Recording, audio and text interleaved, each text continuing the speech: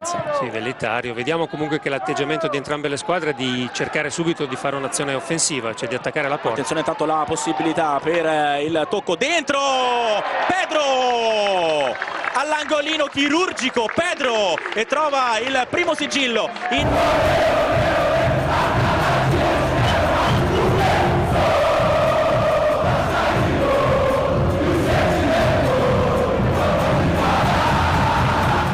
E aí pessoal, sejam bem-vindos ao canal Sociedade Malta, dessa vez para falar não do Vasco, mas para falar da CBF.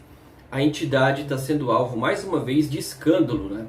A CBF é alvo de investigação da Polícia do Rio de Janeiro quanto ao registro de atletas. Segundo a Polícia do Rio de Janeiro, o BID, que é o Boletim Informativo Diário, onde se registram os jogadores, é frágil e possivelmente passível de adulteração. E em alguns casos a CBF vai ter que se defender. A gente começou o vídeo de hoje com imagens do Pedro, que à época era atleta do Fluminense, acabou se transferindo para a Fiorentina, mas nessa negociação o Bangu acabou sendo beneficiado com R$200 mil por ser um clube formador. Mas pasmem, o Bangu conseguiu incluir o Pedro como atleta registrado no BID, mas o Pedro foi até a delegacia e alegou que nunca pisou, no Bangu. Como pode então, Casos como esse acabaram sendo investigados pela polícia do Rio de Janeiro. O caso que chamou a atenção e que foi alvo da matéria da Gabriela Moreira, do GE, e parabéns pela matéria, diz respeito a um atleta chamado Bismarck, que era atleta até 2016, foi atleta do Palmácia, o Palmácia do Ceará, então tinha os direitos em relação ao Bismarck. O que acontece é que o Palmácia, segundo o Bismarck, não vinha pagando, recolhendo seus FGTS, e o jogador entrou então na justiça conseguindo a suspensão do contrato, e dias depois ele assina com outro clube, um clube de Alagoas, o Santa Rita. Esse clube de Alagoas, segundo a investigação, pertence a familiares de Gustavo Feijó, Gustavo Feijó, que é um dos 8 vice-presidentes da CBF. Essa transação chamou a atenção porque registrado no time de Alagoas, dias depois o jogador é negociado com um clube da Arábia Saudita, aonde por empréstimo o clube de Alagoas recebe R$485 mil pela transação, Isso chamou a atenção. Vamos colocar na tua tela a cronologia dos fatos. Dia 8 de janeiro, a 9ª Vara de Trabalho de Maceió suspende o contrato do jogador com o clube cearense, o Palmácia.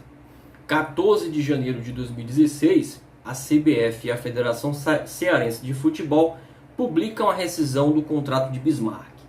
No mesmo dia, Bismarck assina com o Santa Rita de Alagoas. 2 dias depois, ou seja, 16 de janeiro, a CBF registra o empréstimo do jogador para o clube saudita. E em 18 de janeiro o contrato do atleta com o Santa Rita é publicado. E no mesmo dia é emitido pela CBF a transferência do jogador para o time do exterior. 3 peritos da Polícia do Rio de Janeiro acabam concluindo que há um explícito conluio para se transferir de forma fraudulenta o jogador Bismarck. Os peritos acabam informando que o sistema da CBF, que foi periciado em 2017, é passível de fraude. Cabe ressaltar, dizem um dos peritos, que o banco de dados, assim como o seu administrador, são ativos da referida empresa, ou seja, a CBF, de modo que, utilizando-se diretamente do mesmo, pode-se realizar qualquer alteração dos dados sem consentimento do sistema.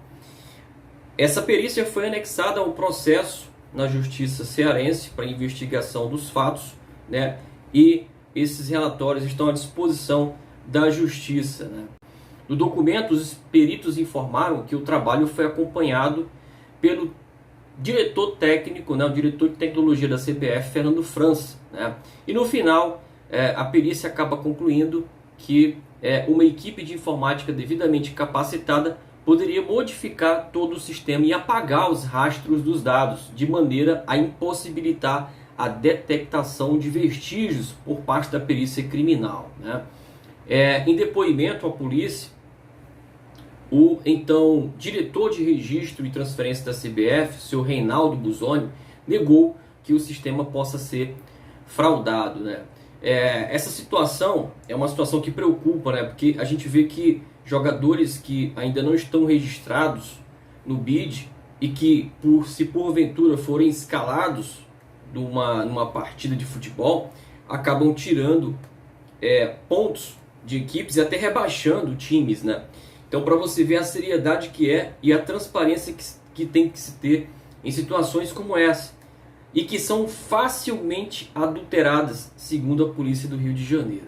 Uma pouca vergonha, né? Uma instituição que é para cuidar, que é para dar transparência, lisura, né? E que é para fiscalizar justamente situações como essa, acaba trazendo circunstâncias, gerando circunstâncias assim, né? Que põem em xeque a questão da lisura no futebol brasileiro, né? É por isso que muitos torcedores não acreditam mais no futebol brasileiro, na instituição CBF, porque de fato merece ser investigada, né?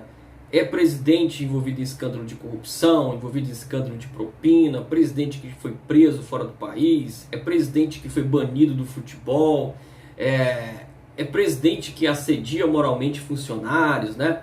Então é uma pouca vergonha, e agora mais uma vez a CBF envolvida num escândalo que pode aí, segundo a polícia, ser algo realmente fraudulento, frágil e de fácil adulteração, que é o registro de jogadores, né? Imagina que tá tudo correndo bem, né? Tá tudo correndo sem interesse, e aí há um trampolim entre um clube e outro para beneficiar circunstâncias como a que a gente viu no vídeo de hoje, né? A polícia acusando o Santa Rita de Alagoas por ter sido uma ponte entre uma negociação com o clube de fora do país, né? Por que então não se deixou negociar o atleta através do time do Ceará, né? Será que tem alguma ligação pelo fato do time de Alagoas pertencer à família de algum vice-presidente da CBF? Essas informações quem trouxe foi a Gabriela Moreira, do portal GE. Bom, a CBF se defende, né? A CBF emitiu uma nota, né, aonde diz o seguinte: a CBF reitera não haver qualquer possibilidade de fraude no BID, seja pelo alto grau de segurança tecnológico do sistema, seja pela rigidez do processo de controle de documentação apresentada. O sistema, inclusive, conta com auditoria externa contra a fraude, com o controle de boas práticas por parte da Microsoft.